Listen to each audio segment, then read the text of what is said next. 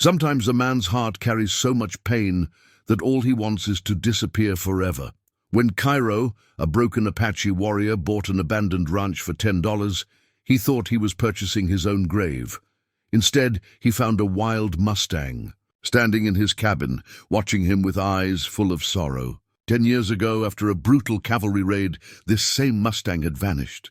As Kiro stood trembling, he noticed a child's name carved into the wall and a tiny bracelet buried beneath the floorboards. The Mustang had been guarding these heartbreaking secrets for a decade. What tragedy had unfolded here, and why was this magnificent creature still keeping its silent vigil? Before we jump back in, tell us where you're tuning in from. And if this story touches you, make sure you're subscribed, because tomorrow I've saved something extra special for you. The Arizona sun had begun its descent toward the jagged horizon when Kiro first laid eyes on the property that would change everything.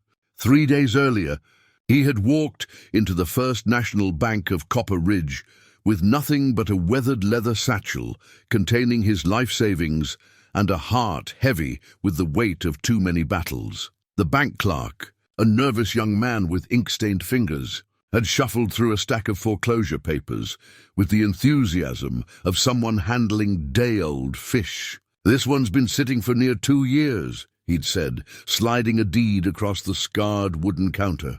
"Previous owner died, no heirs came forward, and well, nobody wants land that far out. Nothing but desert and ghosts, $10. That's all it took to purchase 40 acres of high desert, a cabin, a barn, and whatever remained of someone else's dreams." The clerk had looked at Kiro with a mixture of pity and confusion, clearly wondering what kind of man would want such desolation. If only he knew that desolation was exactly what Kiro sought. Kiro, running bare, had spent the better part of 53 years learning that the world was not kind to men like him. Born on the San Carlos reservation, he'd been raised by his grandmother after his parents died in a car accident when he was 7. She taught him the old ways, the stories of his ancestors, and the sacred responsibility of protecting what remained of their heritage. But the world beyond the reservation had different plans for young Apache men. At 18, he'd enlisted in the army, drawn by promises of honor and purpose. For 15 years, he'd served with distinction, his Apache tracking skills making him invaluable in conflicts from Panama to the Persian Gulf. He'd been good at war, too good, perhaps. The military had trained him to be a weapon, honed his natural abilities until he could track a man across any terrain. Could read the landscape like others read books, but wars end and weapons become obsolete. When he'd returned to civilian life, Kiro found himself caught between two worlds, too Apache for the white world, too changed by war for the reservation. He'd drifted for years, working as a private investigator, a wilderness guide, anything that let him use his skills while avoiding the complications of human connection. The betrayal had come from the last person he'd trusted. Marcus Webb, a man he'd considered a brother-in-arms, had used Kiro's reputation and skills to authenticate and steal Native American artifacts for wealthy collectors. When Kiro discovered the truth, he'd tried to expose Webb's operation. Instead, he'd found himself framed for the theft of sacred items from his own people. The trial had been a nightmare of manufactured evidence and purchased testimony. Though the charges were eventually dropped for lack of conclusive proof, the damage was done. His own people looked at him with suspicion, and the government agencies that had once valued his services wanted nothing to do with a man who'd been tainted by scandal. So Kiro had taken what little money remained from his legal defense and headed west, seeking a place where he could disappear completely. The ranch had seemed perfect for that purpose, isolated, forgotten, surrounded by nothing but sagebrush and silence. The property sat in a shallow valley between two ridges of red sandstone, accessible only by a dirt road that hadn't seen maintenance in decades. The cabin was a simple structure of weathered pine logs and native stone, probably built in the 1940s, judging by the construction. A barn stood about 50 yards away, its roof partially collapsed, but the walls still solid. Ancient cottonwoods provided shade near what had once been a well. Their roots finding water somewhere deep beneath the desert floor, Kiro had approached the cabin that first evening with the same careful attention he'd once used in hostile territory. Something felt wrong, though he couldn't identify what. The front door hung slightly ajar, which wasn't unusual for an abandoned building. But there was something about the quality of the silence that made his instincts prickle. He'd pushed the door open slowly, his hand instinctively moving to where his sidearm would have been in the old days. The interior of the cabin was dim, filled with dust motes dancing in the dying light that filtered through grimy windows. Basic furniture remained: a table, 2 chairs, a stone fireplace that dominated one wall. Everything covered in the fine layer of desert dust that claimed all abandoned places. That's when he'd seen the Mustang. The horse stood in the center of the main room as if it belonged there, as calm and still as a statue carved from living shadow. It was a magnificent animal, coat the color of dark chocolate, with a black mane that fell like silk across its powerful neck. But it was the eyes that stopped Kiro's breath. Dark, intelligent, and filled with an ancient sadness that seemed to mirror his own. For a long moment, neither moved. Kiro had seen wild horses before, but never one that carried itself with such dignity, such purpose. This wasn't a creature that had wandered in seeking shelter. This was a guardian. The Mustang's gaze never wavered as Kiro slowly entered the cabin, moving with the deliberate care of a man who understood that some moments could shatter with the wrong breath. The wooden floorboards creaked under his weight, and somewhere in the walls, the old house settled with a sound like a sigh. That's when he'd noticed the carved name in the log wall beside the fireplace. Luna Yazzie, age 9. The letters had been carefully cut, probably with a pocket knife, and filled with years of accumulated dust. Below it, barely visible in the fading light, he'd spotted something else. Kneeling carefully, Kiro had brushed away debris from the floorboards near the hearth. His fingers found the edge of something small and metallic. A child's bracelet, silver-tarnished, nearly black with age, set with a small piece of turquoise that caught what little light remained in the room. The Mustang had watched this discovery with what seemed like approval, or perhaps relief. As darkness fell and the desert temperature began its sharp decline, Kiro had made a decision that surprised him. He'd settled into one of the old chairs and spoken to the horse for the first time. "I don't know what you're guarding here," he'd said quietly, his voice rusty from months of minimal conversation. "But I'm not here to take anything from you. I'm just looking for a place to rest." The Mustang had responded by moving closer, its hooves silent on the wooden floor. In the gathering darkness, they'd shared the space like old companions, each understanding that some forms of loneliness could only be healed by another wounded soul. Dawn broke over the desert with the gentle persistence of hope returning to a weary heart. Kiro woke to find the Mustang gone, though he could hear the soft sound of hooves moving around the exterior of the cabin. He'd slept better than he had in months, despite spending the night in a wooden chair with only his jacket for warmth. The morning light revealed details he'd missed in the previous evening's gloom. The cabin was larger than he'd initially thought, with a small kitchen area and what appeared to be 2 bedrooms toward the back. More importantly, it showed signs of having been loved. Someone had taken care to make this place a home. Hand-sewn curtains still hung in tatters at the windows, and carved wooden utensils rested in a drawer by the old cast-iron stove. Kiro spent the morning exploring, his trained eye cataloguing everything with the methodical precision of a man who'd learned that survival often depended on noticing what others missed. In the kitchen, he found a child's cup decorated with painted horses. In the main room, scratches on the floor suggested furniture had been arranged around a family's daily routines. Most telling of all, he discovered a height chart carved into the doorframe, marking a child's growth from age 4 to 9. Luna Yazzie. The name carved into the wall had belonged to a real little girl who'd run through these rooms, who'd grown up measuring herself against that doorframe year after year. What had happened to her? The Mustang appeared at the open door, as if summoned by Kiro's thoughts. In daylight, the horse was even more magnificent, a stallion in his prime, probably 15 hands high, with intelligent eyes that seemed to hold decades of secrets. When Kiro stepped outside, the Mustang moved ahead of him, looking back as if inviting him to follow. "All right," Kiro said quietly. "Show me what you want me to see." The horse led him on a tour of the property that felt like a pilgrimage.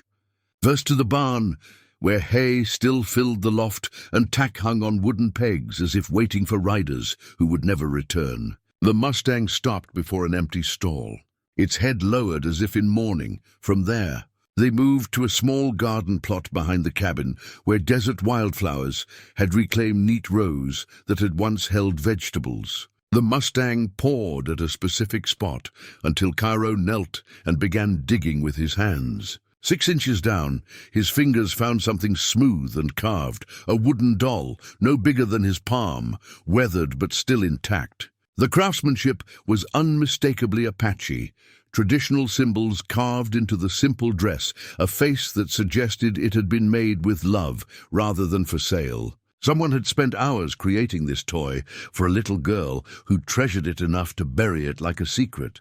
Luna's. Kiro asked the Mustang, though he already knew the answer. The horse's response was to move toward the eastern edge of the property, where the land rose toward a small bluff overlooking the valley. Kiro followed, the wooden doll still clutched in his hand, feeling like he was walking through someone else's memories. At the top of the bluff, the Mustang stopped beside 3 small cairns, carefully stacked stones that had been arranged with deliberate precision. Graves. Kiro's heart clenched as he realized what he was looking at. The stones were old, weathered by at least a decade of desert wind and rain, but still standing as monuments to lives that had ended too soon. No markers identified the dead, but Kiro didn't need names to understand. This was where the Yazzie family rested, and the Mustang had been their guardian all these years, keeping vigil over their memory. As he stood among the graves, a dust devil formed in the valley below, spinning across the desert floor with otherworldly grace. The Mustang snorted softly, and for a moment, Kiro could have sworn he heard something on the wind, a child's laughter, or perhaps just the desert's eternal song. That afternoon, storm clouds began building over the mountains to the west. The Mustang grew restless, moving between the cabin and the graves, as if preparing for something. Kiro recognized the signs of an approaching thunderstorm and began securing anything that might blow away, though there was precious little on the property that hadn't already been claimed by time and weather. The storm hit just after sunset with the fury of a living thing. Rain drummed against the cabin roof, while lightning illuminated the desert in stark, brilliant flashes. Thunder rolled across the valley like the drums of war, and the wind howled around the walls with voices that sounded almost human. The Mustang had taken shelter in the cabin without invitation, standing near the fireplace, as if he'd done so 1,000 times before. Kiro managed to coax a fire from kindling he found in a wooden box, and the warm light pushed back the storm's darkness. It was then, as lightning flashed through the windows and thunder shook the walls, that Kiro made the discovery that would change everything. He'd been moving around the cabin, checking for leaks in the roof, when his foot went through what felt like solid floorboard near the back wall. Investigating, he found that several boards had been cut and replaced to create a hidden compartment. The wood had finally rotted enough to give way under his weight. Inside the hidden space, wrapped in oiled canvas that had protected it from moisture and time, was a collection of items that told a story more tragic than any grave marker could convey. Photographs showing a happy Apache family, a man, woman, and young girl with bright eyes and a gap-toothed smile. Luna unmistakably standing beside the same Mustang that now shared his shelter, but it was the last item in the cache that stopped Kiro's breath entirely. A traditional Apache medicine bag made from soft doe skin and decorated with beadwork that had taken months to complete. Inside, along with sacred herbs that still held their potency after all these years, was a small piece of turquoise, carved with symbols he recognized from his grandmother's stories. This wasn't just any medicine bag. The symbols marked it as belonging to a spiritual leader, a keeper of the old ways. Someone had hidden their most sacred possessions here, protecting them from forces that would have destroyed or stolen them. As thunder crashed overhead and the Mustang stood guard beside him, Kiro held the medicine bag and felt the weight of responsibility settle on his shoulders like a familiar burden. He wasn't here by accident. The $10 purchase, the abandoned ranch, the guardian Mustang, none of it was coincidence. Something had called him to this place, to these graves, to this story that demanded to be told. The question was whether he had the strength to honor that calling, or if he would choose the easier path of walking away and leaving the dead to their eternal rest. The storm passed before dawn, leaving the desert air clean and sharp with the scent of sage and wet earth.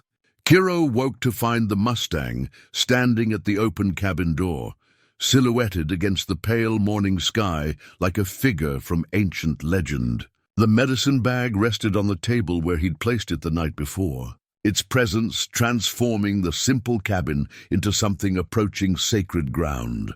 For the first time since arriving at the ranch, Kiro felt the stirring of purpose beyond mere survival. The hidden cache had revealed more than artifacts.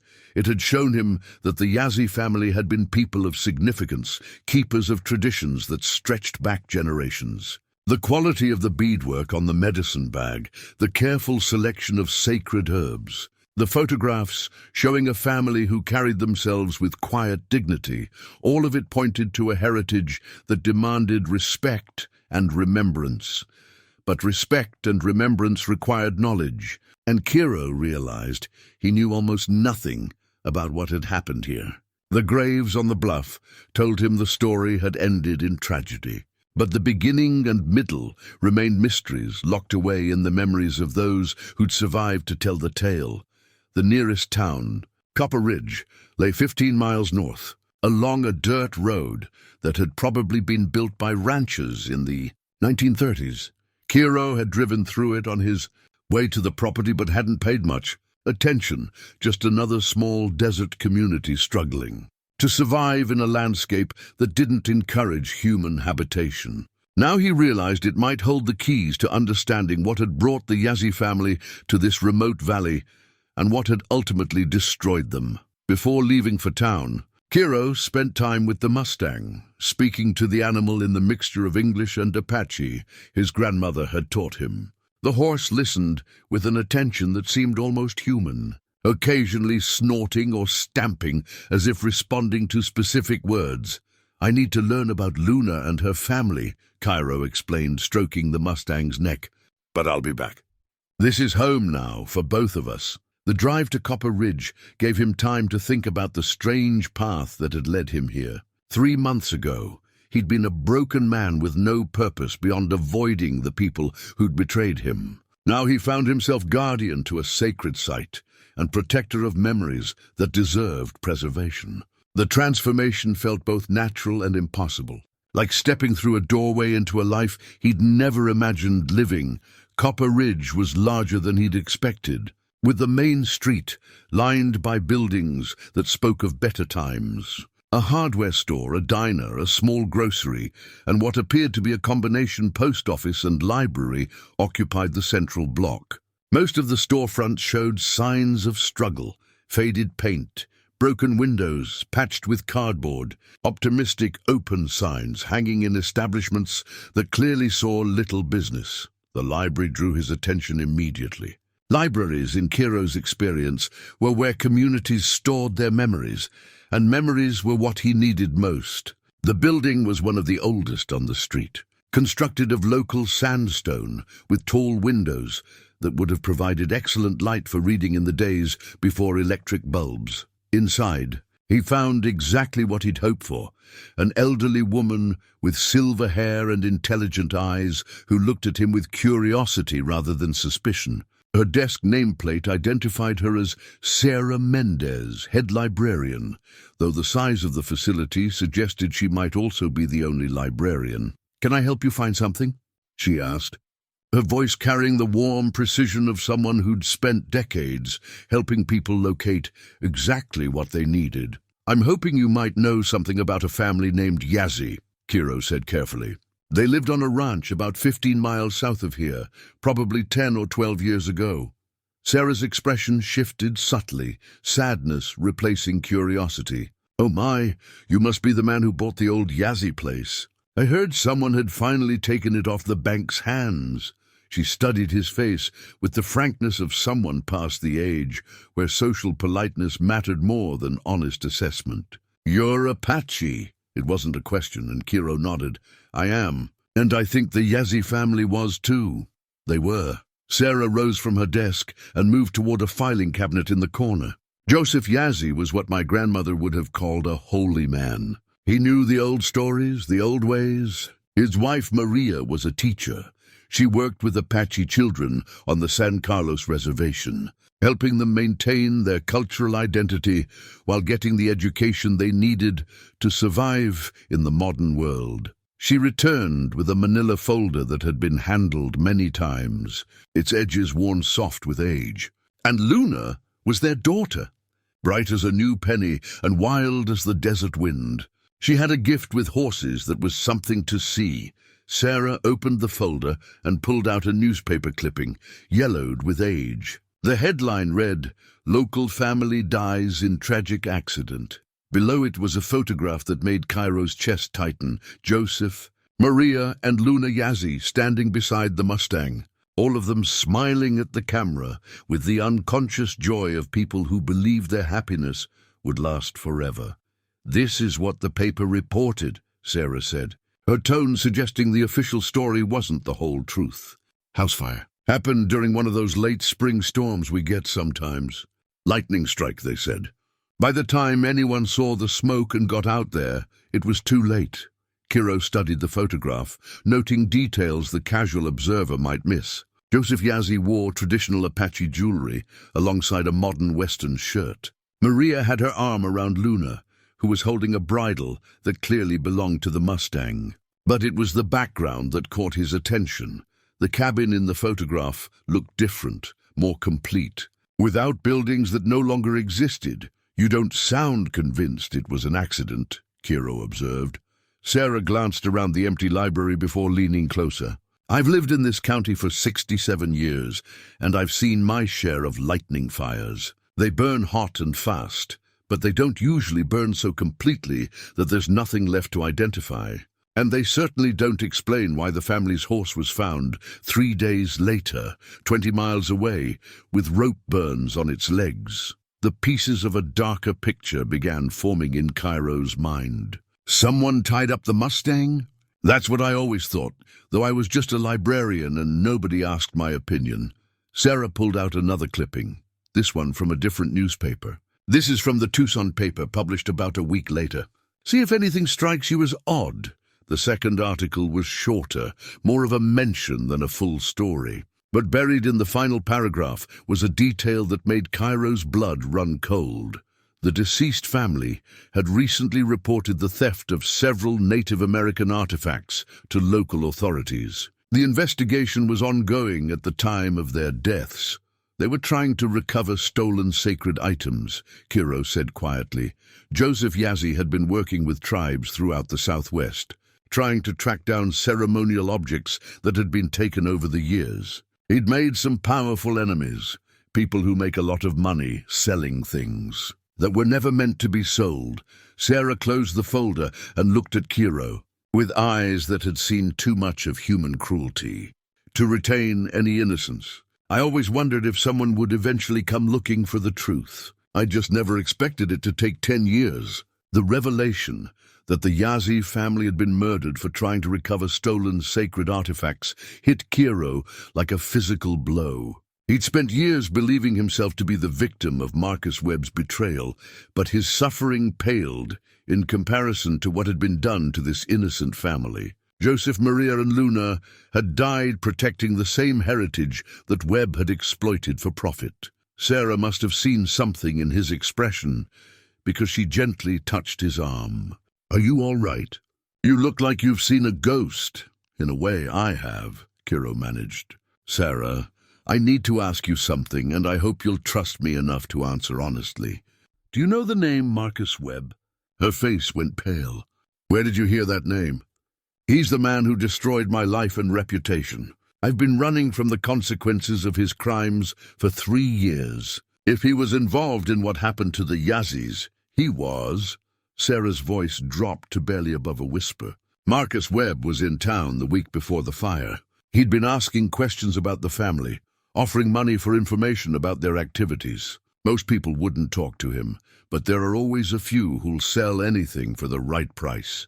The confirmation of Webb's involvement brought a cold fury that Kiro hadn't felt since his trial. But this anger was different, cleaner, more purposeful. This wasn't about his own pain anymore. This was about justice for a family who died trying to preserve what remained of their people's sacred heritage. I need to see everything you have about the Yazi family, Kiro said. Every newspaper article, every photograph, every piece of information that might help me understand what they were working on. Sarah hesitated.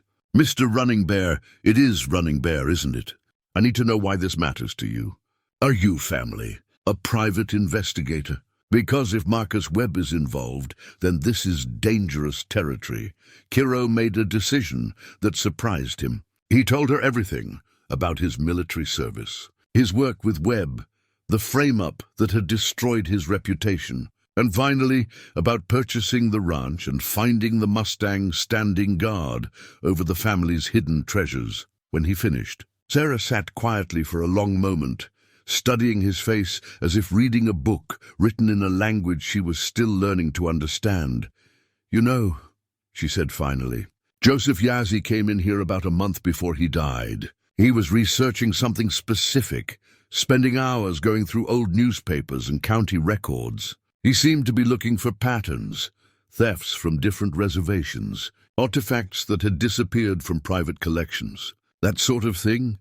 She led him to a section of the library that housed local records and historical documents. He was particularly interested in anything related to cavalry. Activities in this area during the 1880s and 1890s said he'd found evidence that some of the artifacts Webb was dealing were items that had been stolen during the Apache Wars. The connection sent a chill down Kiro's spine. His own great-grandfather had fought in those wars, had seen sacred items taken as spoils of battle or simply stolen by soldiers who saw Apache religious objects as curiosities to be sold to Eastern collectors.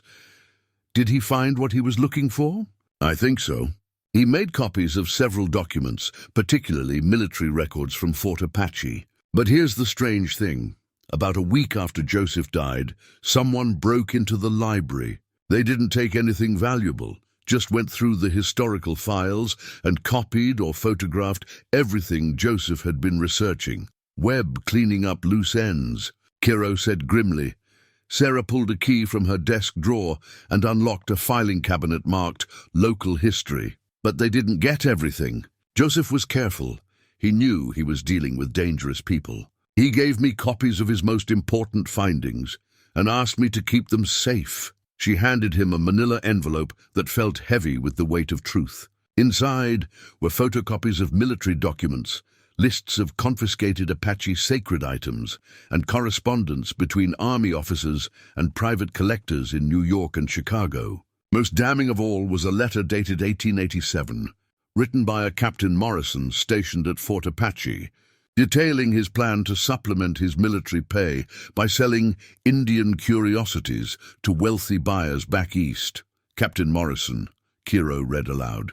The same Morrison family that still has a ranch about 10 miles east of here? Thomas Morrison is the captain's great-grandson. He runs cattle on about 5,000 acres and has some political connections in the county.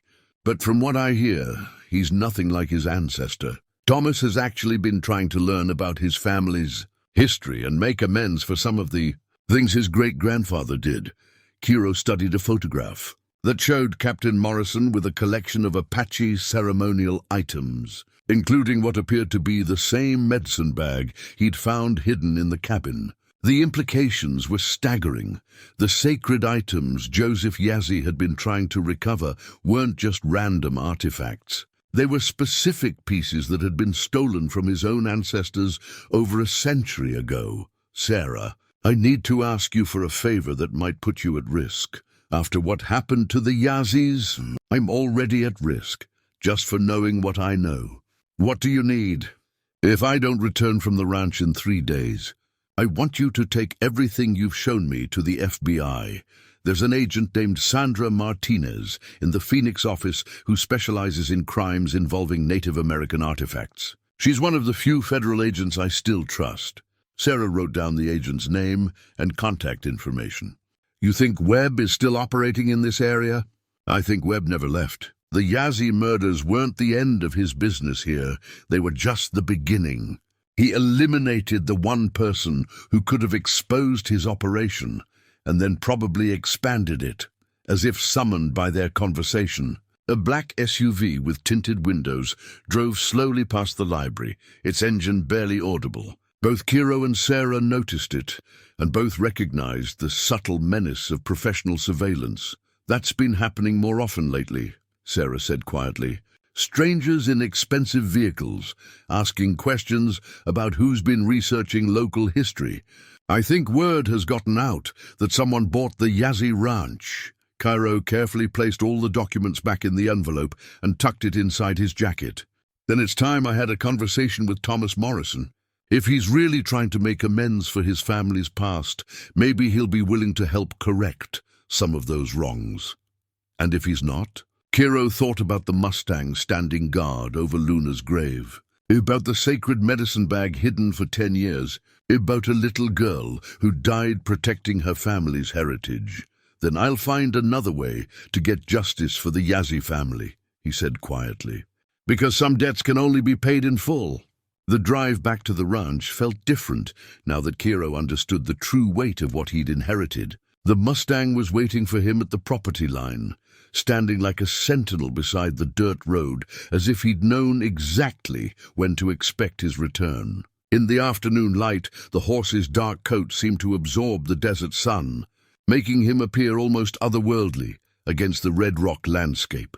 Kiro parked the truck and walked slowly toward the cabin, his mind churning with everything Sarah had revealed. The envelope of documents felt like it was burning a hole in his jacket, each piece of evidence building a case that would have been impossible to prove 10 years ago, but might finally see justice today. The Mustang followed him into the cabin, moving with the easy familiarity of someone returning home after a long absence. Kiro spread the photocopied documents across the wooden table, creating a timeline of theft and murder that stretched back over a century. Captain Morrison's letters painted a picture of systematic looting that had continued long after the Apache Wars officially ended. Sacred ceremonial items, family heirlooms, even personal possessions of Apache families had been taken and sold to private collectors who saw them as exotic decorations rather than objects of profound spiritual significance. But it was the inventory list that made Kiro's hands shake with barely controlled anger. Item after item matched things he'd seen in his grandmother's stories or recognized from tribal ceremonies he'd attended as a child. A medicine bag belonging to a prominent medicine man, a ceremonial lance decorated with eagle feathers and blessed stones, a silver and turquoise necklace that had been passed down through generations of Apache women, and there, third item from the bottom of the list, ceremonial horse bridle decorated with sacred symbols, property of Joseph Yazzie's grandfather. The bridle Luna had been holding in the family photograph, the same bridle that now hung on a peg in the barn, waiting for a rider who would never return. Kiro walked to the barn as the sun began its descent toward the western mountains. The structure was older than the cabin, built from hand-hewn timber and native stone by someone who understood both craftsmanship and permanence. In the dim interior, shafts of golden light fell through gaps in the roof, illuminating motes of dust that danced like spirits in the still air. The bridle hung exactly where he'd first seen it, the leather darkened with age and use but still supple, still beautiful. The The silver conchos that decorated it were tarnished black, but the turquoise stones still held their deep blue color. When he lifted it from the peg, he could feel the weight of generations in the careful beadwork and carved symbols. The Mustang had followed him into the barn and now stood watching as Kiro examined the bridle more closely. In the fading light, he could make out Apache symbols for protection, for the bond between horse and rider, for the sacred relationship between all living things. This wasn't just tack, it was a work of art created to honor both the horse that wore it and the traditions it represented. "This belonged to your family, didn't it?" Kiro asked the Mustang quietly. "Luna's great-grandfather made this for your ancestor. And it's been passed down through generations, just like the stories and the songs." The horse stepped closer, allowing Kiro to touch his neck while still holding the bridle. For a moment, Kiro imagined he could feel an electric connection between them, not just between him and the Mustang, but between all the riders who had used this bridle, all the horses who had worn it with pride. That's when he found the bullet holes. They were small, barely visible in the aged leather, but unmistakable once he knew what to look for. 3 holes punched through the headstall, probably from a military-issue revolver fired at close range. The edges of the holes showed the kind of damage that came from bullets traveling at high velocity. And the pattern suggested someone had shot the bridle while it was being worn, while Luna was wearing it. The realization hit him like a physical blow. The little girl hadn't died in a house fire caused by lightning. She'd been murdered while trying to save her horse, shot down while fleeing on the Mustang that now stood beside him bearing witness to the truth. Kiro's hands began to shake as he examined the rest of the bridle. More bullet holes, these in the reins. Powder burns on the silver conchos. Evidence of a brutal attack that had been covered up and forgotten by everyone except the Mustang who'd survived it. "God Almighty," he whispered. "What did they do to her?" The Mustang whinnied softly, a sound filled with such profound sadness that Kiro felt tears he hadn't shed in years beginning to burn behind his eyes.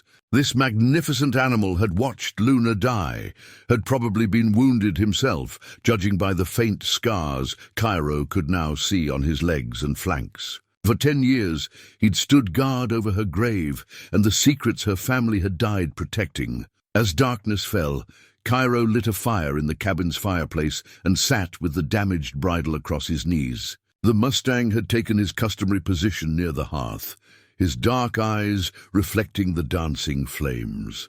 Outside, the desert wind carried the scent of sage and the distant call of coyotes. Sounds as old as the land itself, but tonight, the familiar noises of the high country were interrupted by something else.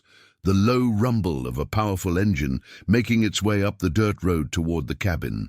Kiro moved to the window and peered through the grimy glass, his military training automatically assessing the situation. Headlights cut through the darkness, moving slowly and deliberately. Not the random approach of someone who was lost or curious, but the careful advance of someone who knew exactly where they were going and what they expected to find.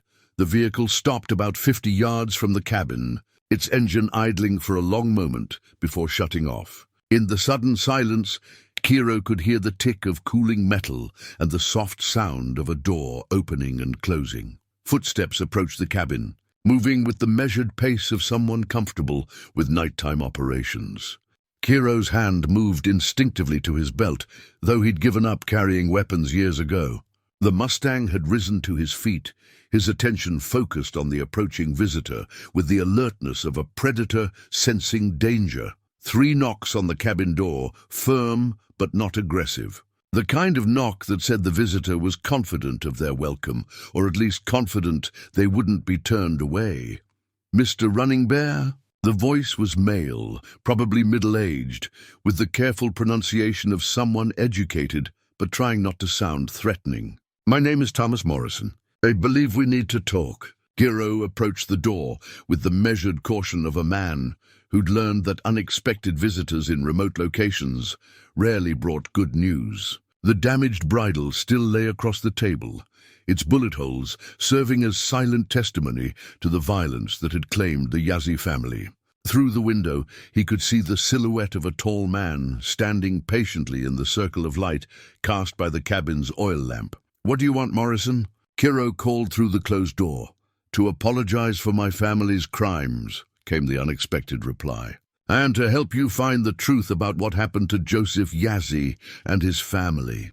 The Mustang snorted softly, his ears pricked forward, as if listening to something beyond human hearing. Kiro trusted the horse's instincts more than his own these days, and the animal's alert but non-aggressive posture suggested the visitor posed no immediate threat. Kiro opened the door slowly, keeping his body positioned to slam it shut if necessary. Thomas Morrison stood in the lamplight like a figure from another era, tall and lean, wearing worn jeans and a denim jacket that had seen honest work. His face was weathered by decades of desert sun, but his eyes held the kind of deep weariness that came from carrying guilt across generations. "You're not what I expected," Kiro said carefully. "Neither are you." Thomas's gaze moved past Kiro to the Mustang, standing alert by the fireplace. "Sarah Mendez called me after you left the library. She thought we should meet before—" He paused, choosing his words carefully. "Before other people realize you're asking questions about the Yazzie murders." "Other people?" "Marcus Webb never left this area, Mr. Running Bear. He just got better at hiding." Thomas gestured toward the interior of the cabin. "May I come in? What I have to show you will change everything you think you know about what happened here." Against his better judgment, Kiro stepped aside and allowed Thomas to enter. The rancher moved with the unhurried confidence of someone comfortable in dangerous situations. But his attention was immediately drawn to the bridle, lying on the table. "Dear God," Thomas whispered, moving closer to examine the bullet holes. "I'd heard rumors, but seeing the evidence—" He looked up at Kiro with eyes that held a mixture of shame and determination. "My great-grandfather was a monster. What he did to Apache families, the artifacts he stole, the lives he destroyed. I've been trying to make amends for his crimes for the past 15 years. Sarah mentioned you were different from your ancestor. Different. Enough to spend my inheritance buying back stolen artifacts and returning them to the tribes they were taken from." Thomas reached into his jacket and pulled out a small leather journal, its pages yellow with age. "This is Captain Morrison's private diary. I found it in my grandfather's papers after he died. It documents every theft, every sale, every Apache family he terrorized." Kiro accepted the journal with hands that weren't quite steady. The handwriting was careful and precise, the entries methodical in their recording of systematic brutality. But it was the final entry that made his blood run cold. November 15th, 1887, "The Yazzie matter has been resolved permanently." The old medicine man refused to reveal the location of the sacred objects, even under extreme persuasion. His family proved equally stubborn. The fire should discourage other natives from interfering with legitimate business enterprises. "The horse escaped, but it's only an animal and poses no threat to our operations. He murdered them for refusing to give up the sacred artifacts," Kiro said quietly, "and he got away with it because the territorial government was more interested in opening Apache land to white settlement than investigating the deaths of a few troublesome Indians." Thomas's voice carried decades of accumulated shame. "But the story doesn't end there." He moved to the window and peered into the darkness beyond the circle of lamplight. "My great-grandfather established a network of collectors and dealers that operated throughout the Southwest. When he died in 1923, the business passed to his son, then his grandson, and eventually to my father. Your family has been dealing in stolen artifacts for over a century." Was past tense. Thomas turned back to face Kiro. "I shut down the operation 15 years ago when I discovered what we were really doing. But by then, Marcus Webb had become our primary buyer. When I refused to sell to him anymore, he found other sources. The implications began falling into place like puzzle pieces, forming a picture too horrible to contemplate. Webb killed your father, made it look like an accident, a fall from his horse while checking cattle in rough country. But I found evidence that he'd been threatened, told to resume selling artifacts or face the consequences. Thomas's hands clenched into fists. Webb wanted something specific from our family's collection, something my father refused to give him. What? Thomas was quiet for a long moment, his gaze moving between Kiro and the Mustang as if weighing a decision that could not be undone. Finally, he reached into his jacket again and pulled out a small object wrapped in black velvet. "This," he said, unfolding the cloth to reveal a carved stone tablet no larger than a dinner plate. The surface was covered with intricate Apache symbols that seemed to pulse with life in the flickering lamplight. "It's called the War Chief's Staff in your grandfather's journal. According to family records, it belonged to Luna Yazzy's great-grandfather, the same medicine man who originally owned that bridle." Kiro felt something electric pass through him as he looked at the tablet. The symbols weren't just decorative, they were a map, a genealogy, and a spiritual guide all carved into a single piece of sacred stone. His grandmother had told him stories of such tablets, artifacts so powerful that wars had been fought over their possession. "This is why Webb killed the Yazzis," Kiro said with sudden understanding. "Not just for the artifacts themselves, but for this. A tablet that could authenticate every piece in his collection and reveal the location of others. More than that, Thomas carefully rewrapped the tablet. According to the symbols, this stone contains the spiritual lineage of one of the most powerful Apache medicine families in history. Whoever possesses it doesn't just own an artifact. They own the right to claim authority over sacred ceremonies and spiritual practices." The Mustang moved closer, his nostrils flaring as if scenting something beyond the physical realm. The horse's reaction confirmed what Kiro had already begun to suspect. This wasn't just a historical artifact. It was a living connection to the spiritual world his grandmother had taught him to respect and fear in equal measure. "Webb has been trying to acquire this tablet for 20 years, Thomas continued. "He believes it will give him legitimacy in the international antiquities market. Allow him to claim his stolen artifacts are authentic family heirlooms rather than stolen sacred objects. And you've been keeping it from him at the cost of my father's life and probably my own safety." Thomas looked directly at Kiro, with the frank assessment of a man measuring another's character. "But I can't keep running forever. Webb has resources I don't have, connections in law enforcement and government that make him nearly untouchable. He's going to get this tablet eventually, unless what? Unless it's returned to its rightful owners, to the descendants of the family it was stolen from." Thomas held Kiro's gaze. "To you," the suggestion hit Kiro like a physical blow. "I'm not related to the Yazzis, aren't you?" Thomas moved to his jacket and pulled out another document. This one, a genealogical chart that had been carefully researched and annotated. "I've spent years tracing the family lines of the artifacts in my great-grandfather's collection. Joseph Yazzy's great-grandfather was Running Bear, a medicine man who was killed during the Apache Wars in 1887, the same Running Bear who was your great-great-grandfather." The cabin seemed to spin around Kiro as the full implications of Thomas's revelation sank in. He wasn't just a random buyer who'd stumbled onto the Yazzie ranch by chance. He was family. Luna had been his cousin, separated by time and circumstance, but connected by blood and heritage that stretched back generations. "The Mustang knew," he whispered, looking at the horse with new understanding. "That's why he was waiting. That's why he led me to the graves and the hidden artifacts. He was calling me home." "Sacred animals sometimes carry the spirits of those they've lost," Thomas said quietly. "At least, that's what my Apache friends have taught me. It's possible that Mustang has been carrying Luna's spirit all these years, waiting for someone from her family to return, as if responding to his name." The Mustang moved to Kiro's side and gently nuzzled his shoulder. The touch sent warmth through Kiro's entire body, a sensation of belonging he hadn't felt since his grandmother's death.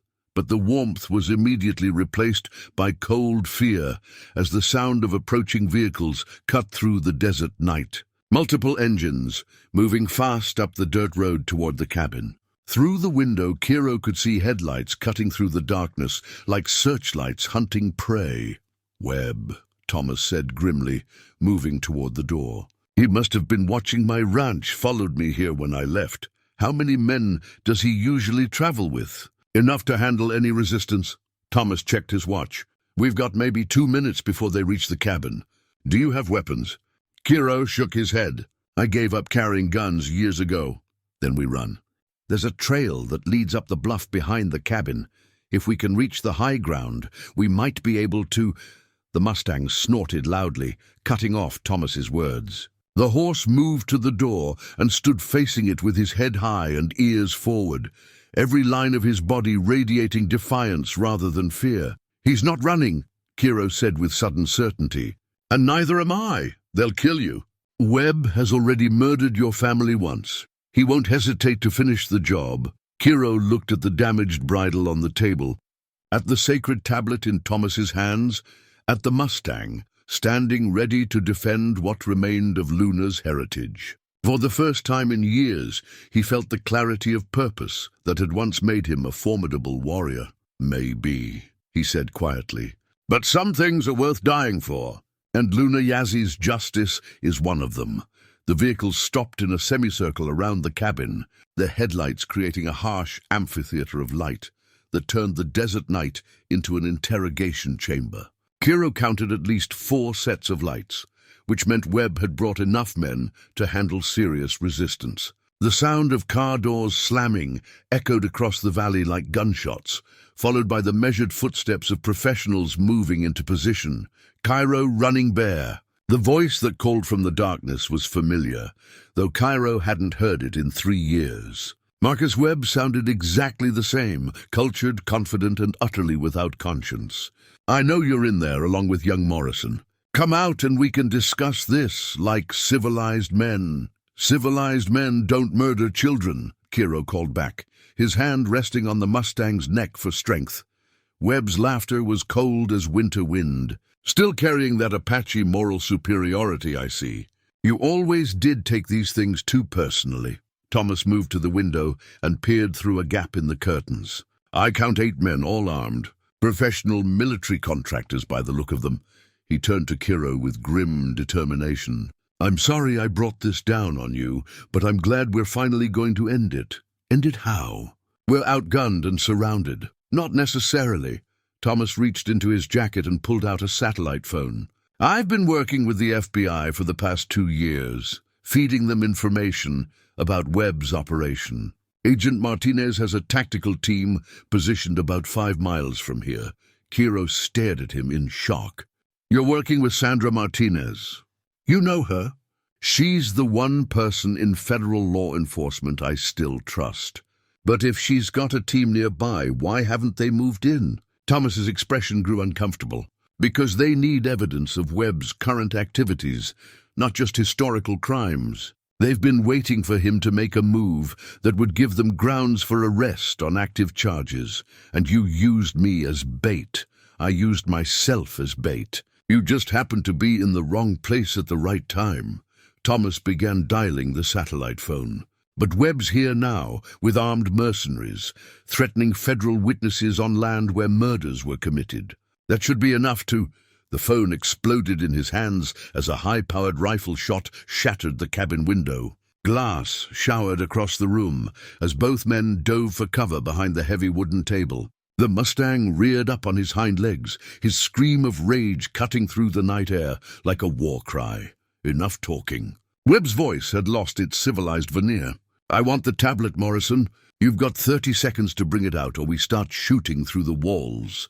Kiro crawled across the floor to where Thomas was examining his bleeding hands. The satellite phone lay in pieces, its circuits scattered across the wooden planks like electronic confetti.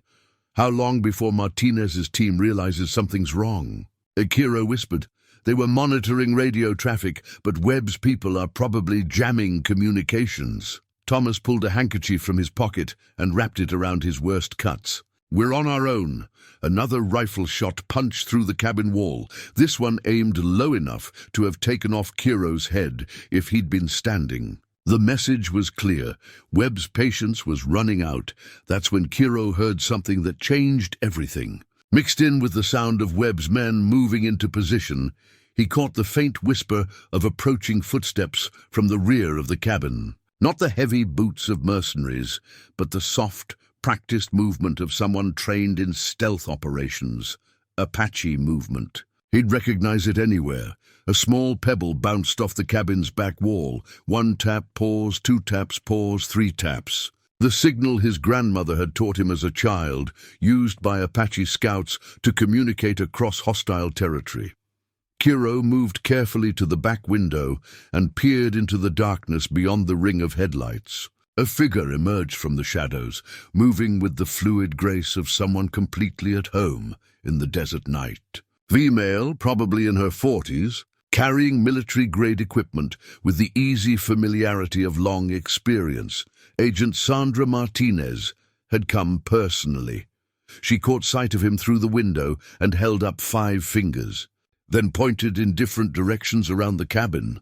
Her tactical team was already in position, surrounding Webb's men who thought they had the advantage. But Martinez held up one hand in a wait gesture, then pointed to herself and mouthed a single word: evidence. She needed Webb to incriminate himself further before her team could move. Kiro understood. This was about more than just tonight's confrontation. This was about building a case that would put Webb away permanently and dismantle his entire operation. Morrison! Webb's voice was growing more agitated. 20 seconds! Kiro made a decision that surprised him. He stood up, the sacred tablet clutched in his hands, and walked toward the cabin door. Kiro, what are you doing? Thomas hissed. What I should have done 3 years ago, Kiro replied. Standing up to him, he opened the door and stepped into the harsh glare of the headlights, the Mustang moving to stand beside him like a guardian spirit. Webb stood about 20 yards away, flanked by armed men whose faces were hidden behind tactical gear. But even in the harsh light, Kiro could see that his former friend had changed. The man he'd once trusted looked older, harder, with the predatory stillness of someone who'd crossed too many moral lines to ever find his way back. Hello, Marcus, Kiro said quietly. Hello, old friend. You're looking well for a man whose life I destroyed. Webb's smile was the same charming expression that had once made Kiro trust him completely. I see you found yourself a new cause. Another lost Apache heritage to protect. The same heritage you've been profiting from for 20 years. Profiting from? I prefer to think of it as preservation. These artifacts were rotting away in caves and hiding places, forgotten by a culture that no longer values its own history. I've given them new life, new purpose. You've given them price tags, Webb shrugged. Everything has a price, Kiro, even friendship, even family, even the lives of troublesome medicine men who don't understand the realities of the modern world. The admission hung in the desert air like smoke from a signal fire. Somewhere in the darkness, Kiro knew Martinez was recording every word, building the case that would finally bring justice for the Yazzie family. So you admit you killed them, Kiro said. I admit that Joseph Yazzie and his family were obstacles to legitimate business. I admit that obstacles must sometimes be removed for progress to occur. Webb's eyes fixed on the tablet in Kiro's hands. And I admit that I'm willing to remove you too, if you don't hand over what belongs to me. This tablet doesn't belong to you. It belongs to Luna Yazzie's people. It belongs to my people. For the first time, uncertainty flickered across Webb's face. Your people? Running Bear was my great-great-grandfather, Marcus. Luna Yazzie was my cousin. You didn't just steal artifacts, you murdered my family. The revelation clearly shook Webb, but he recovered quickly. Then you should understand better than anyone the price of standing in my way. Hand over the tablet, and you can walk away from this. Refuse, and you'll join your relatives in whatever Apache afterlife you believe in. Kiro looked at the sacred stone in his hands, feeling the weight of generations in its carved symbols. Around him, the desert night held its breath, waiting for his decision. No, he said simply. The word echoed across the valley like a gunshot. In the distance, a coyote howled as if calling the spirits of the ancestors to witness what was about to unfold. The single word hung in the desert air like a challenge to the gods themselves. Webb's face hardened into the expression Kiro remembered from their worst arguments. Cold, calculating and utterly without mercy. Around the semicircle of vehicles, armed figures began moving with the practiced efficiency of men who'd done this kind of work many times before. "You always were too stubborn for your own good," Webb said quietly. "It's what made you a good soldier and a terrible businessman. Last chance, Kiro. The tablet. Or Thomas dies first while you watch." One of Webb's men pressed the barrel of his rifle against Thomas's head as the rancher was forced to his knees in the harsh glare of the headlights. But instead of fear, Kiro saw determination in Thomas's eyes, the look of a man who'd finally found something worth dying for. "Do what you have to do," Thomas called out, his voice steady despite the weapon at his skull. "But don't give him what he wants. Some things are more important than our lives." The Mustang shifted beside Kiro, muscles bunching as if preparing for battle. In the animal's dark eyes, Kiro saw something that made his breath catch, intelligence that went beyond mere animal instinct. For a moment he could have sworn he saw Luna's face reflected in those depths. Young and fierce and unafraid, that's when the desert itself seemed to come alive. From positions around the cabin that Webb's men hadn't even noticed, shapes began emerging from the darkness. Not Agent Martinez's tactical team. They remained hidden, waiting for the right moment to act. These were different figures, moving with the ghostly silence that had made Apache warriors legendary throughout the Southwest. Tribal elders from the San Carlos reservation, Sarah Mendez had told him, had been searching for the missing sacred items for decades. Somehow they'd tracked the artifacts to this remote valley and arrived just as the final confrontation was beginning. An old man stepped into the circle of light, his weathered face marked with traditional tattoos that spoke of a lifetime spent walking between the modern world and the ancient ways. He wore simple clothes, jeans, a cotton shirt, worn boots, but carried himself with the authority of someone who'd never forgotten who he was or where he came from. "Marcus Webb," the elder said, his voice carrying across the desert with surprising strength. "You are not welcome on Apache land." Webb's confident expression flickered for the first time. "This is private property, old man. You're trespassing. This land was Apache before your people drew their lines on paper. It will be Apache long after your bones have returned to dust."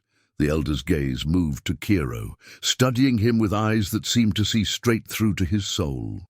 "You are Running Bear's great-great-grandson." It wasn't a question. Somehow the old man had recognized him, had seen the family resemblance that connected him to ancestors he'd never known existed. "Yes, sir," Kiro replied, falling automatically into the respectful tone his grandmother had taught him to use with elders. "Then you understand what you carry is not yours to give or keep. It belongs to all our people, and to the generations who will come after us." More figures emerged from the darkness, a dozen tribal members who'd made the dangerous journey from the reservation to witness the return of their stolen heritage. Webb's mercenaries found themselves facing not just two desperate men, but an entire community that had waited over a century for justice. "This is touching," Webb said, his voice tight with frustration. "A real family reunion. But I've got 8 armed men, and you've got a bunch of old Indians with probably nothing more dangerous than hunting rifles." "You're wrong about that."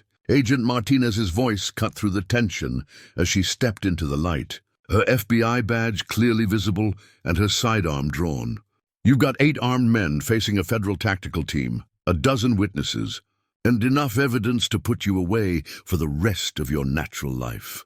Red laser dots appeared on the chests of Webb's mercenaries as Martinez's team revealed their positions. The professional soldiers froze, recognizing the signature of military-grade sniper scopes trained on their vital organs. "Agent Martinez," Webb said, his charm returning as if someone had flipped a switch.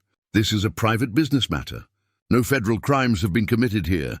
Conspiracy to commit murder, theft of artifacts from federal tribal lands, interstate trafficking in stolen Native American cultural items, and about 15 weapons violations just in the past hour." Martinez's smile was as cold as winter moonlight. "Plus, we've been recording your conversation for the past 20 minutes. Confessing to the murder of the Yazzie family was particularly helpful. Webb's facade finally cracked completely. You can't prove anything. The Yazzie deaths were ruled accidental. Were, Martinez agreed. But murder cases don't have a statute of limitations, and we've got your confession on tape. Plus testimony from Mr. Morrison about your threats against his father, plus the physical evidence Mr. Running Bear has uncovered, plus the cooperation of about half your former associates who've been looking for a plea deal. The trapped expression on Webb's face told Kiro everything he needed to know. The man who'd destroyed his life, who'd murdered Luna and her family, who'd spent decades profiting from stolen sacred items, was finally going to face justice. But Webb had one more card to play. You want to know the truth? He snarled, his cultured mask completely gone now. The Yazzie family died because they were fools. Joseph Yazzie could have sold me those artifacts for enough money to live like a king. Instead, he chose to die for a bunch of rocks and feathers that nobody cares about anymore. Luna cared, Kiro said quietly. She died trying to save what you wanted to steal. Luna was 9 years old. What could she possibly understand about the value of... She understood that some things are worth dying for, Kiro interrupted. Something you've never learned. The sacred tablet seemed to grow warm in Kiro's hands as he spoke, and the Mustang beside him stamped once, his hoofs striking the ground with the sound of thunder. Around the circle of light, the tribal elders began to chant softly in Apache, their voices weaving together in harmonies that spoke of ceremonies older than memory. Webb's mercenaries were looking increasingly uncomfortable. Their weapons still trained on their targets, but their confidence clearly shaken by the mystical atmosphere building around them. These were men trained for urban warfare and corporate intimidation, not for confronting the spiritual power of an entire people demanding justice for their murdered children. Stand down, Martinez called to Webb's men. You're surrounded and outgunned. Drop your weapons and you'll live to see tomorrow. For a moment, the desert balanced on the edge of violence, 8 armed mercenaries weighing their loyalty to Marcus Webb against their own survival instincts. The chanting of the elders grew stronger, joined now by voices that seemed to come from the desert wind itself, the spirits of ancestors long dead but not forgotten. That's when the Mustang did something that changed everything. The great horse reared up on his hind legs, his scream of defiance echoing across the valley like a war cry from another age. As his hooves struck the ground, every light in Webb's vehicles went out simultaneously, plunging the confrontation into darkness, broken only by the red dots of the sniper scopes. In that moment of confusion and supernatural terror, Marcus Webb made his final fatal mistake. He drew his gun and fired blindly into the darkness where Kiro had been standing. The muzzle flash lit up the desert like lightning, and Agent Martinez's team responded with the lethal efficiency of federal agents protecting witnesses under their protection. When the brief firefight ended and emergency lights restored visibility to the scene, Marcus Webb lay motionless on the desert floor, his weapon still smoking in his lifeless hand. Justice for the Yazzie family had finally come home. The silence that followed the gunfire was absolute, as if the desert itself was holding its breath in the aftermath of violence. Emergency flares cast an eerie red glow over the scene, turning the blood seeping into the sand around Webb's body into dark shadows that seemed to writhe in the flickering light. Kiro found himself on the ground behind an overturned table that Thomas had somehow managed to drag outside during the chaos. The sacred tablet was still clutched in his hands, its carved surface unmarked despite the bullets that had filled the air moments before. The Mustang stood over him like a guardian angel, his dark coat unmarked by the violence that had claimed his family's killer. Clear, Agent Martinez called out as her tactical team systematically secured Webb's mercenaries. Most had thrown down their weapons the moment their leader fell, professional soldiers recognizing a lost cause when they saw one. 2 had been wounded in the brief firefight, but none killed. Martinez's team had shown the restraint that marked them as true professionals rather than hired killers. Thomas Morrison crawled out from behind a water trough where he'd taken cover, his face pale but determined. "Is it over?" "The shooting's over," Martinez replied, holstering her weapon as medics moved in to treat the wounded. "But we've got a lot of cleanup ahead of us." Webb's operation reached into every corner of the Southwest. Banks, auction houses, private collectors, even some museum curators who knew they were buying stolen goods. The tribal elder who'd first confronted Webb approached Kiro with the slow dignity of someone who'd witnessed the restoration of cosmic balance. His weathered hands reached out to touch the sacred tablet, and when his fingers made contact with the carved stone, his eyes closed as if receiving a message from the ancestors themselves. "The spirits are at peace," he said quietly.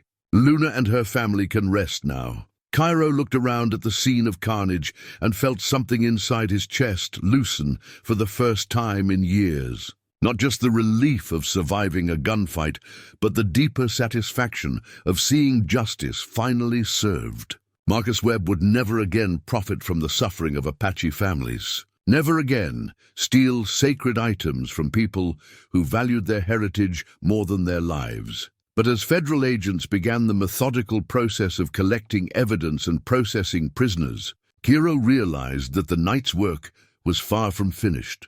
Webb's death had ended one chapter of the story, but the sacred artifacts he'd stolen over the decades were still scattered across the country in private collections and illegal auction. "Who houses Agent Martinez?" he called out as she supervised the loading of Webb's body into a coroner's van. "What happens to the artifacts now?" She turned to face him, her expression grim with the weight of bureaucratic reality. "That's going to take years to sort out." Webb had clients all over the world, and proving which items were stolen versus legitimately purchased is going to require expert testimony, tribal identification, and about a dozen federal court cases. "Years that the tribes don't have," the elder interjected. "Our young people are already forgetting the old ways. Every day these sacred items remain in the hands of collectors is another day our culture dies a little more."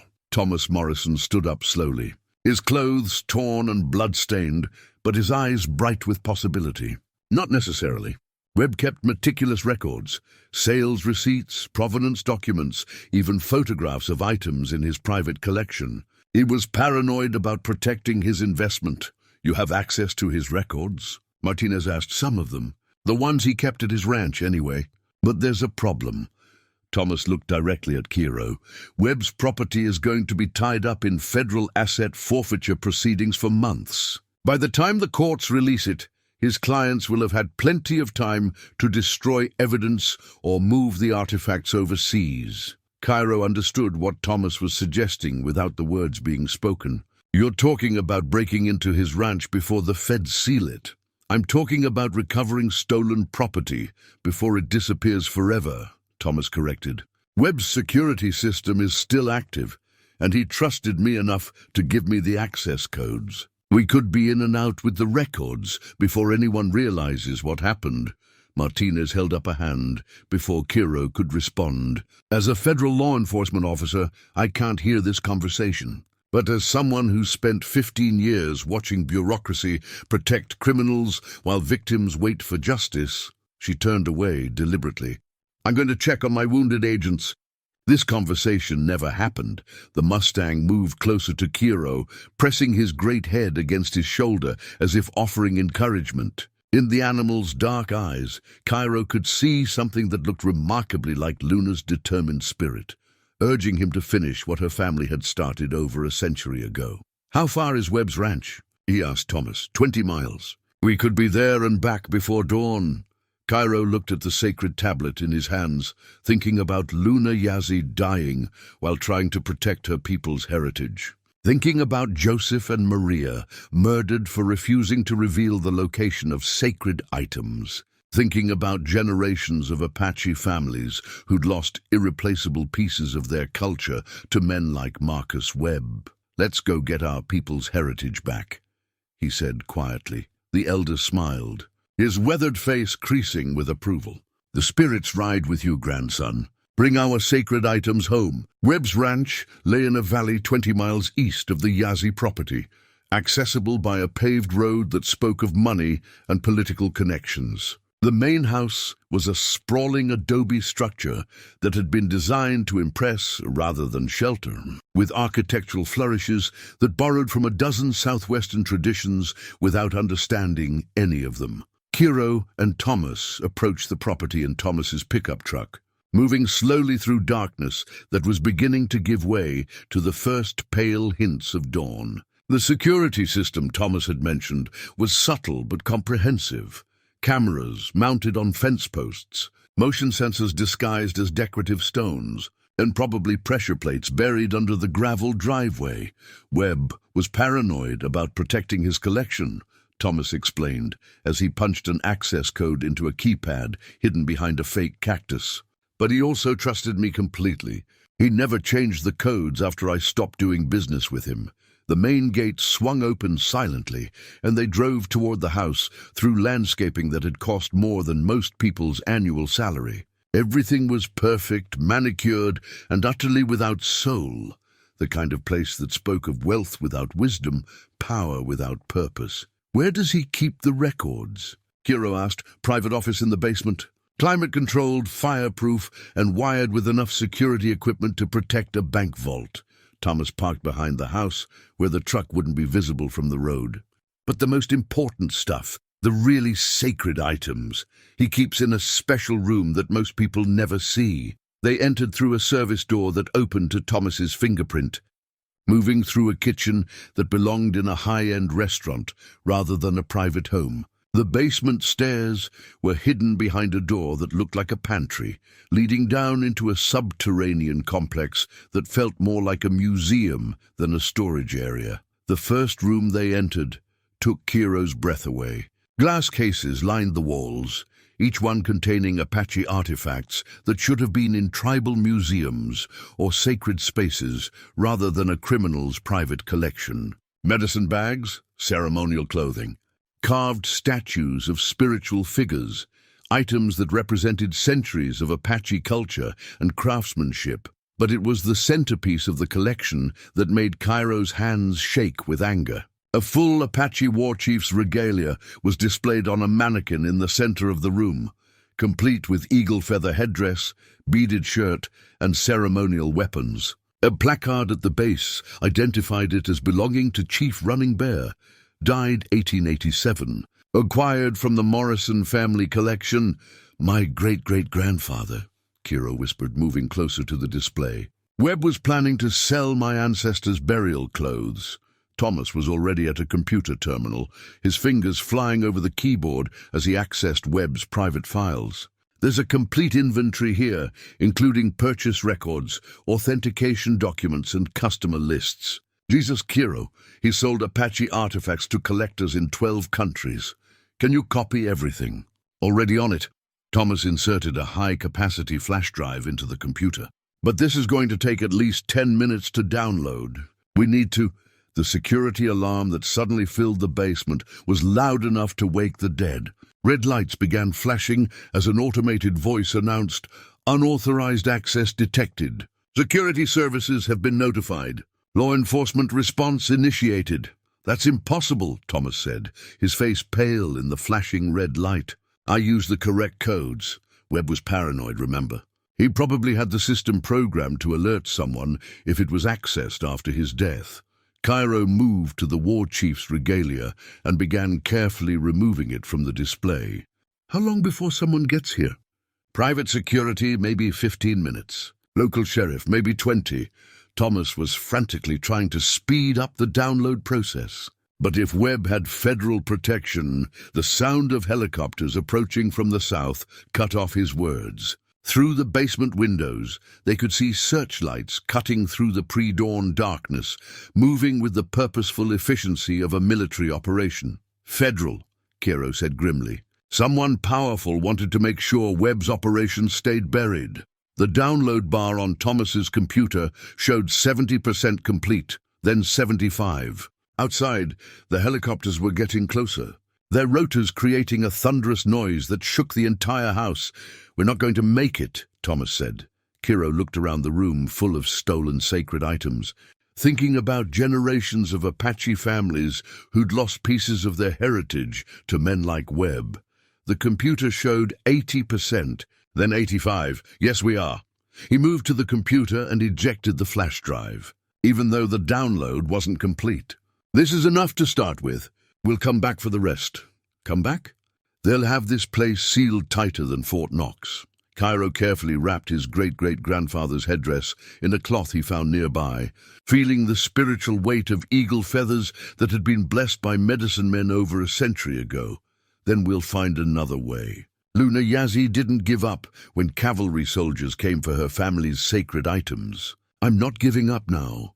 The helicopters were directly overhead now, their searchlights turning the basement windows into squares of brilliant white light. But as Kiro and Thomas prepared to face whatever consequences awaited them, the Mustang's spirit seemed to whisper through the chaos. Some fights are worth fighting. No matter the odds, the ancestors were watching, and they were proud. 6 months later, Kiro stood on the bluff overlooking the restored Yazzie ranch, watching the Mustang graze peacefully in the valley below. The 3 small cairns that marked the family's graves had been joined by a proper memorial, a circle of carefully placed stones surrounding a bronze plaque that honored Luna, Joseph, and Maria Yazzie as guardians of Apache heritage, who'd given their lives protecting their people's sacred traditions. The legal battles that followed their raid on Webb's ranch had been complex and exhausting, but ultimately successful.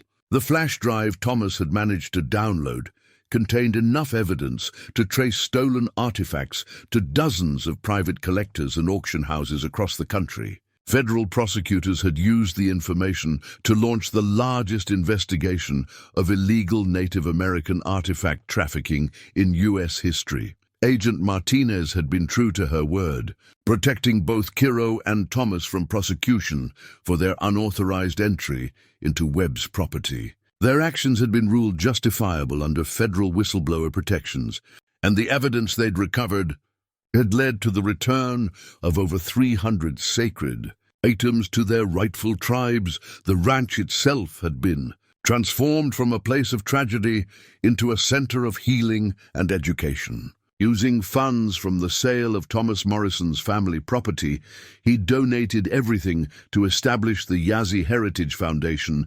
They'd restored the cabin and barn to their original condition. The hidden room, where Joseph had concealed his family's most precious possessions, had been preserved exactly as Kiro found it, serving as a reminder of the sacrifices made to protect Apache culture. Sarah Mendez had been instrumental in establishing the Foundation's research library, which now housed the most comprehensive collection of Apache historical documents in the Southwest. Tribal elders from across the region came regularly to share stories, teach traditional crafts, and ensure that the old ways would not be forgotten by future generations. But it was the changes in Kiro himself that perhaps mattered most. The broken man who'd purchased this land for $10, seeking only solitude, had been transformed by his connection to Luna's story and his responsibility to honor her memory. He'd found purpose in preserving what remained of his people's heritage and ensuring that no other Apache families would suffer the fate that befell the Yazzies. The Mustang had played a central role in that transformation. No longer the grieving guardian of a tragic secret, the great horse had become a symbol of survival and renewal. Children from the reservation came regularly to visit the ranch, and the Mustang seemed to understand his role as teacher and protector of the next generation. On this particular evening, Kiro was expecting special visitors. Thomas Morrison's pickup truck appeared on the horizon, followed by Sarah's older sedan and a van bearing the seal of the San Carlos Apache tribe. Tonight marked the official dedication of the Yazzie Heritage Foundation and the return of the most sacred item in Webb's collection, Chief Running Bear's ceremonial regalia, the tribal elder who'd confronted Webb on that violent night 6 months ago emerged from the van with careful dignity, carrying a wooden case that contained the eagle feather headdress, beaded shirt, and ceremonial weapons that had belonged to Kiro's great-great-grandfather. Other tribal members followed, including several children who would participate in the blessing ceremony. "Are you ready for this?" Thomas asked as he joined Kiro on the bluff. "I've been ready for this my whole life," Kiro replied.